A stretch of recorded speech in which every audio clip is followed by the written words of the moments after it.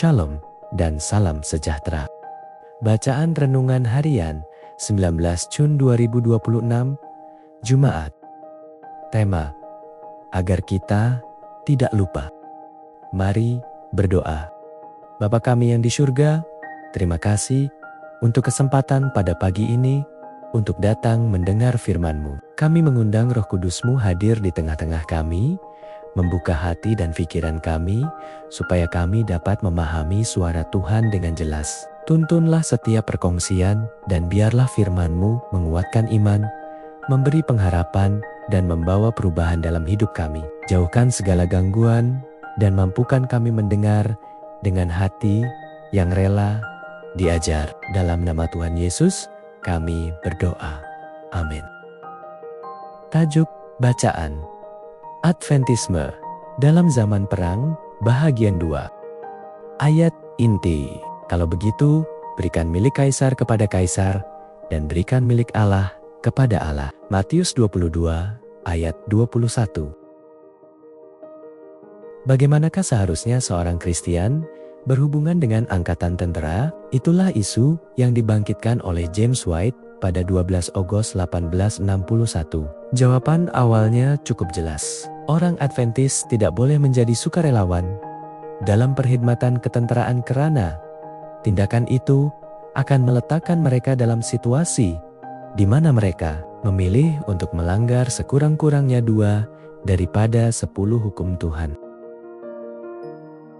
Namun, bagaimana jika kerajaan melaksanakan wajib tentara? Bagaimana jika seseorang itu tidak mempunyai pilihan dan hanya mematuhi undang-undang negara? Menjawab persoalan ini, James White mengemukakan satu cadangan yang tidak dijangka dan kontroversial. Dalam kes wajib tentara, tulisnya, kerajaan mengambil tanggung jawab atas pelanggaran hukum Tuhan dan adalah satu kegilaan untuk melawan sesiapa yang melawan, sehingga dalam pelaksanaan undang-undang ketenteraan dia ditembak mati, telah melampaui batas dengan mengambil tanggung jawab membunuh diri. Bagi kami untuk Cuba melawan undang-undang kerajaan terbaik di bawah langit, yang kini sedang berjuang menumpaskan pemberontakan paling kejam sejak pemberontakan setan dan para malaikatnya. Sekali lagi kami katakan, itu adalah satu kegilaan.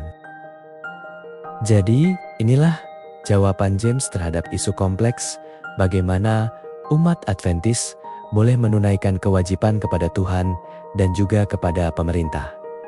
Secara ringkas, umat Adventis adalah warga negara yang setia. Mereka tidak boleh menjadi sukarelawan tentara karena itu bermakna sengaja melanggar hukum Tuhan. Jika dikenakan wajib tentara, pelanggaran hukum menjadi tanggung jawab kerajaan, dan umat Adventis sepatutnya patuh untuk mengangkat senjata dan membunuh, walaupun pada hari Sabat. Bagaimanakah perasaan Anda terhadap hujah-hujahnya? Apakah bukti Alkitabiah yang boleh Anda kumpulkan untuk menyokong dan atau menentang logiknya? Bagaimanakah kita harus bertindak jika perintah kerajaan bertentangan dengan perintah Tuhan? Kini, kita harus ingat bahwa pada masa itu, Amerika Syarikat belum lagi meluluskan undang-undang wajib tentara. Ia hanyalah satu kemungkinan. Namun, ia merupakan sesuatu yang perlu difikirkan secara serius oleh gereja Adventis yang masih muda, yang pada tahun 1862 masih belum mempunyai General Conference untuk mewakilinya kepada kerajaan. Ketika pengisar daging konflik yang kejam terus meragut nyawa. Sebagai orang Kristen, kita adalah warga negara 2 kerajaan. Kita semua menghadapi cabaran bagaimana untuk setia kepada kedua-duanya. Demikianlah bacaan renungan kita hari ini. Tuhan memberkati kita semua. Amin.